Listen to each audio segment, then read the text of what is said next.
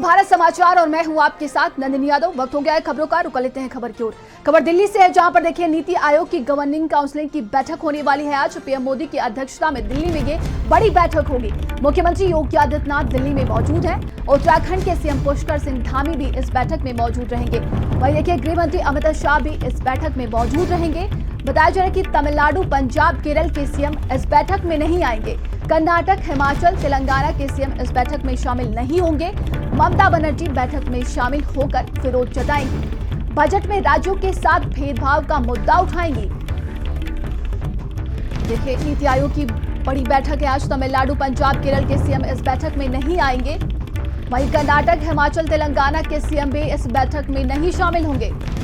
बता दें कि ममता बनर्जी बैठक में शामिल होकर विरोध जताएंगी। कहा जा रहा है कि बजट में राज्यों के साथ भेदभाव का मुद्दा उठाएंगी ममता बनर्जी।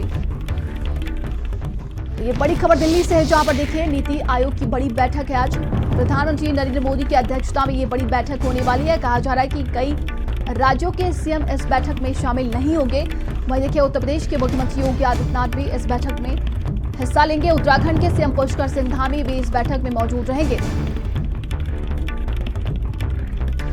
तो गृहमंत्री अमित शाह भी इस बैठक में मौजूद रहेंगे। आज बड़ी बैठक होने वाली है। बताया जा रहा है कि तमिलनाडु, पंजाब, केरल के सीएम इस बैठक में नहीं आएंगे। वहीं विपक्ष देखिए जब से बजट पेश हुआ लगातार भेदभाव का आरोप लगा रहा है कई अन्य राज्यों के साथ। तो कहा जा रहा है कि कई राज्यों के सीएम इस बैठक में हिस्सा नहीं लेंगे। वहीं बात की जाए पश्चिम बंगाल के मुख्यमंत्री ममता बनर्जी इस बैठक में हिस्सा लेंगी। कहा जा रहा है कि वो भेदभाव का मुद्दा उठाएंगी। तो प्रधानमंत्री नरेंद्र मोदी की अध्यक्षता में देखिए ये बड़ी बैठक होने वाली है और मुख्यमंत्री योगी आदित्यनाथ देखिए दिल्ली पहुंच चुके हैं। वो इस बैठक में हिस्सा लेंगे। वहीं उत्तराखंड के सीएम पुष्कर सिंह धामी भी इस बैठक में शामिल होंगे। तो तेलंगाना, कर्नाटक के और पंजाब के सीएम इस बैठक में हिस्सा नहीं लेंगे। लगातार देखिए जब से 23 जुलाई को बजट पेश हुआ, इसके बाद से विपक्ष तमाम तरह के सवाल उठा रहा है। और ज्यादा जानकारी के साथ संवाददाता दीपक हमारे साथ जुड़ गए हैं। दीपक, बताया जा रहा है कि नीति आयोग की बैठक होगी, कई राज्यों के सीएम इस बैठक में शामिल नहीं होंगे।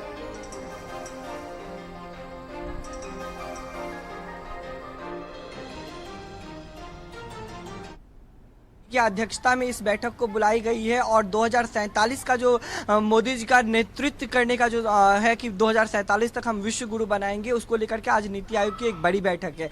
लेकिन यदि हम विपक्षी दलों की बात करें नंदिनी, तो कई ऐसे राज्य हैं जहां पे कांग्रेस की सरकार है या फिर जो विपक्ष इंडिया गठबंधन की सरकार है, तो वो इस बैठक से बहिष्कार किया है। चाहे हम बात कर ले हरियाणा की, चाहे हम बात करें तमिलनाडु की, या फिर हम बात कर ले पंजाब और दिल्ली की, तो ये सभी राज्य इस बैठक से बहिष्कार किया है। हालांकि इंडिया गठबंधन की मेंबर होने के बावजूद ममता बनर्जी इस बैठक में शामिल होंगी और वो अपने राज्यों को लेकर के बातें रखेंगी, क्योंकि जब बजट पेश किया गया था तो जो विपक्षी दल है वो लगातार ये आरोप लगा रहे थे कि बिहार और तमिलनाडु के बाद जो अन्य राज्य हैं उनके साथ कहीं ना कहीं भेदभाव किया गया है। बजट को लेकर के उनको जो बजट देना चाहिए था वो बजट नहीं दिया गया, जिसके बाद से लगातार जो विपक्षी दल है वो आक्रामक होते हुए नजर आ रही है। और देखना होगा नंदिनी, जब आज इस बैठक में तमाम विपक्षी दल शामिल भी होंगे। ममता बनर्जी की खास करके बात कर ले, ममता बनर्जी कल अरविंद केजरीवाल की पत्नी से भी मुलाकात की थी और उम्मीद की जा रही है कि वो प्रधानमंत्री नरेंद्र मोदी से भी मुलाकात करेंगी और बंगाल को लेकर के वो चर्चाएं करेंगी और बंगाल के बजट को लेकर के चर्चा करेंगी। बंगाल के जो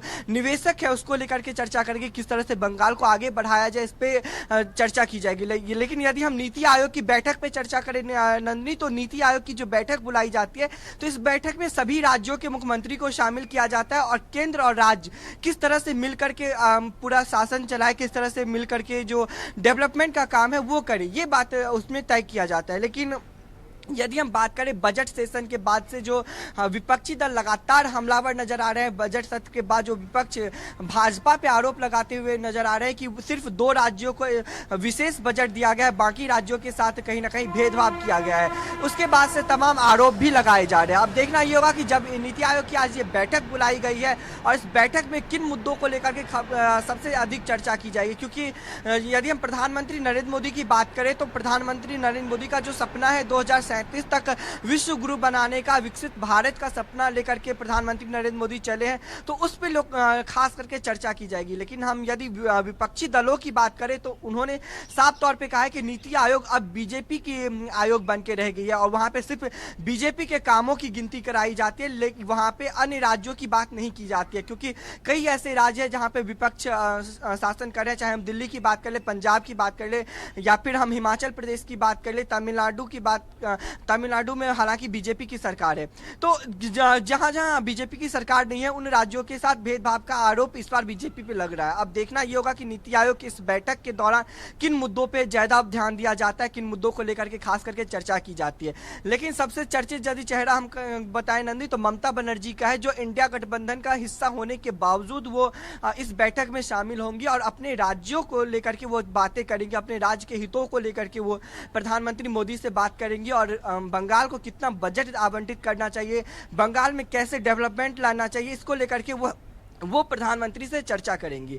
लेकिन यदि हम दूसरे राज्यों की बात करें, पंजाब ने इसका बहिष्कार किया है, दिल्ली ने इसका बहिष्कार किया है, हिमाचल प्रदेश ने इसका बहिष्कार किया है, कांग्रेस के कई ऐसे शासित राज्य हैं जो इस बैठक को बहिष्कार किया, क्योंकि उन्होंने ये आरोप लगाया है कि नीति आयोग अब सिर्फ बीजेपी की आयोग बन के रह गई है। जी नंदिनी जी बिल्कुल, देखिए अगर दीपक बात की जाए, जो इंडिया गठबंधन है इस मीटिंग को बहिष्कार कर रहा है। बताया जा रहा है कि उनके तरफ से लगातार जब से बजट पेश हुआ है तमाम तरह के सवाल भी खड़े किए जा रहे हैं भेदभाव को लेकर। जिस तरीके से आपने बताया, विपक्ष जो पार्टियां हैं लगातार सवाल खड़े कर रही थी कि अन्य राज्यों के साथ भेदभाव हुआ। इसी को लेकर देखिए वित्त मंत्री निर्मला सीतारमण ने जवाब भी दिया था कि ऐसे बयान देकर जनता को गुमराह न करें।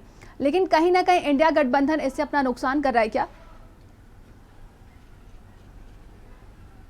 जी बिल्कुल नहीं। यदि हम नीति आयोग की बात करें तो नीति आयोग की आज 9वीं बैठक है और नीति आयोग में जब चर्चाएं होती है तो केंद्र सरकार और राज्य सरकार किस तरह से मिल करके काम करे, क्योंकि यदि हम राज्यों की बात करें तो कई ऐसे राज्य हैं जहां पे बीजेपी की सरकार है, कई ऐसे राज्य हैं जहां पे आम आदमी पार्टी की सरकार है, कांग्रेस की सरकार है, और कई ऐसे राज्य हैं जहां पे लोकल पार्टी की सरकार चल रही है। तो और नीति आयोग की बैठक में सभी राज्यों के मुख्यमंत्री को बुलाया जाता है और किस तरह से केंद्र और राज्य मिलकर के डेवलपमेंट को लेकर के बातें करती है, वो अपना अपना जो उनका जो मत है वो वहां पे साझा करते हैं, अपने अपने बातों को वहां पे रखा जाता है और केंद्र और राज्य मिलकर के कैसे किसी राज्य को विकसित बनाएगा इस पे भी चर्चाएं की जाती है।